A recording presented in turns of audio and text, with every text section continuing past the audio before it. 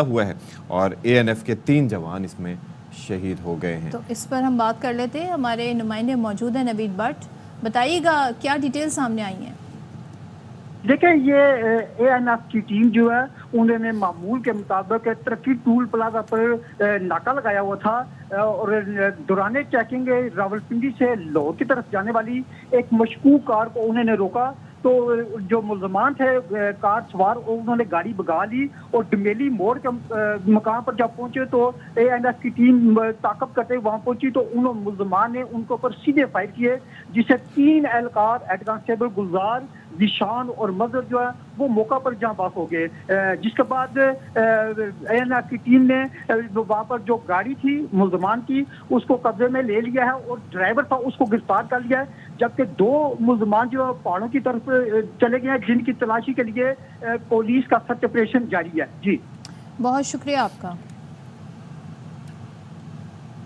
All right جی، یہاں پر خبر یہ ہے کہ اب دیکھتے ہیں کیا ہوتا ہے، لوگوں کو بڑا انتظار ہوتا ہے تنخواہوں میں، پینشن میں اضافہ، تو ہو سکتا ہے اس جگہ کوئی ریلیف ہو عوام کے لیے، لیکن اس سے پہلے کہ ہم آگے بڑھیں اور اپنے سیگمنٹس کی طرف جائیں، کیونکہ 10 بجے بھی ہم نے بہت ساری چیزیں آپ کے لیے رکھی ہیں جو آپ کے ساتھ شیئر کریں گے۔ اس وقت ایک بریکنگ نیوز ہے، وہ شیئر کر لیتے ہیں۔ بریکنگ نیوز بالکل شیئر کریں گے ہم، ہاں، اور اہم جو بریکنگ نیوز بلکہ اسکرینز پہ دے دیتے ہیں تاکہ ہم اپنے ناظرین کو ساتھ ہی بتاتے بھی چلیں۔ لکی مروت بارودی سرنگ دھماکے کے شہداء سپرد خاک کر دیے گئے ہیں، آئی ایس پی آر نے اس سے متعلق بتایا۔ مزید کیا ڈیٹیلز ہیں لائق الرحمان ہمیں بتا رہے ہیں۔ جی لائق جس وقت لکی مروت بارودی سرنگ کا دھماکہ جو 9 جون کو ہوا تھا اس میں شہید ہونے والوں کو پورے فوجی اعزاز کے ساتھ ان کے آبائی علاقوں میں سپرد خاک کر دیا گیا ہے۔ نماز جنازہ میں حاضر تلویت افسران، جوانوں، شہداء کے عزیز و اقارب اور اہل علاقہ کی بڑی تعداد نے شرکت کی تھی، اور ساتھ ہی اس کا اعادہ بھی کیا گیا ہے کہ سیکورٹی فورسز دہشت گردی کے خاتمے کے لیے پرعزم ہیں اور بہادر شہداء کی یہ قربانیاں کے عزم کو مزید تقویت دیتی ہیں۔ جی شکریہ لائک، تھینک یو سو مچ۔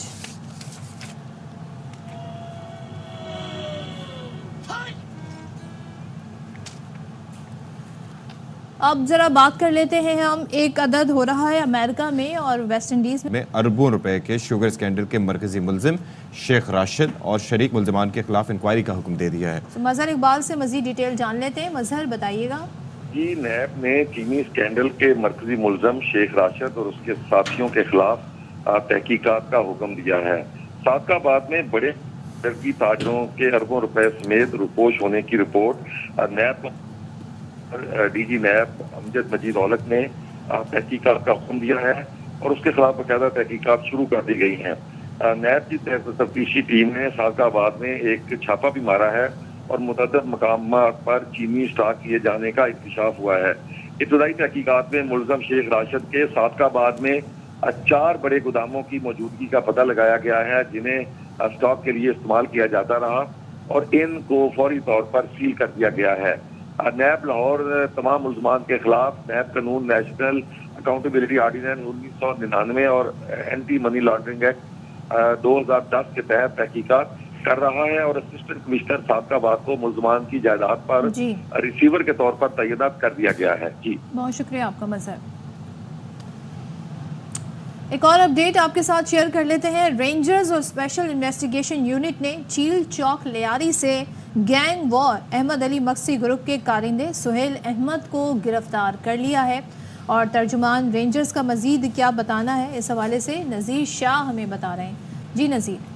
بالکل دیکھیے، رینجرز اور ایس آئی یو نے چیل چوک لیاری میں چھاپہ مار کارروائی کرتے ہوئے گینگ وار احمد علی مکسی گروپ کے کارندے سہیل احمد کو گرفتار کیا ہے، جس کے قبضے سے افغان بم اور اسلحہ برآمد ہوا ہے۔ ترجمان رینجرز کا کہنا ہے کہ ملزم سنگلو لیاری میں احمد علی مکسی کا جوئے سٹے کا اڈا چلاتا تھا، جسے 2014 میں صادق بلوچ نے احمد مکسی کی ہدایت پر پی آئی بی میں کمپنی جس کا کنٹرول بھی انہی گینگ وار کارندوں کے پاس سے اس پر نوکری میں لگوایا، اور ملزم نے ابتدائی تفتیش میں اعتراف کیا ہے کہ وہ 2010 سے 2014 تک سلمان چیئرمین کی بلڈنگ جو سنگلو میں واقع ہے وہاں پر احمد مکسی کا ٹارچر سیل چلاتا تھا، جہاں اغوا کے بعد مغویوں کو تشدد کے بعد قتل کر دیا جاتا اور لاشیں کراچی کے مختلف علاقوں میں پھینک دی جاتی تھی۔ یہ ملزم لیاری آپریشن شروع ہونے کے بعد بیرون ملک فرار ہو گیا تھا اور کچھ عرصے قبل واپس آ کر احمد علی مکسی کا نیٹ ورک بحال کر رہا تھا، اور ترجمان رینجرز کا کہنا ہے کہ ملزم احمد علی مکسی سے بیرون ملک براہ راست رابطے میں تھا اور بھتہ جمع کرنے والوں سے رقم وصول کر کے بیرون ملک گینگ وار کمانڈر کو بھجواتا تھا، جس کے دیگر ساتھیوں کے لیے اب چھاپے مار جا رہے ہیں اور ملزم کو ایس آئی یو کے حوالے کر دیا گیا۔ جی